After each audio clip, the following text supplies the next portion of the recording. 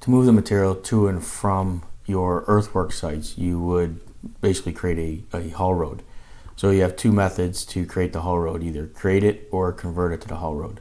So if I use the create haul road command and come in and give it a name of, maybe haul road 1, or maybe this is 604 route or whatever it happens to be, and then you can also put a cost on the haul road costing. So if I was to put 100 cubic yards per mile or something like that, whatever, maybe it's 10, whatever it happens to be, and click OK, I can then basically come in and say that, okay, from this processing, or from the borrow pit, I'm going to follow this particular road, maybe go to the processing plant, and then we're going to come in here, and I'm just going to snap to the center line alignment of my corridor. And then when I click close, I have now that haul road. So you can see that haul road has been defined here, and we can look at the properties of it and make those properties changes.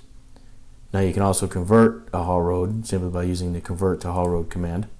And again, you're going to put in a cost, and the selection is going to be an already drawn line. So if I already have this line drawn as a haul road to my waste plant, then again I can put in what the cost is for that as well, and click apply to that. So now you'll see that now I have two haul roads. I actually named them the same. So this one here, I can come in, you can see that it selects it.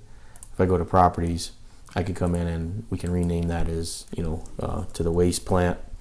And this one here could be the haul road, instead of haul road 1, could be the haul road to the borrow location. So you can make as many haul roads as you need. So maybe you have another one from this waste site to the other section of the corridor, through another route.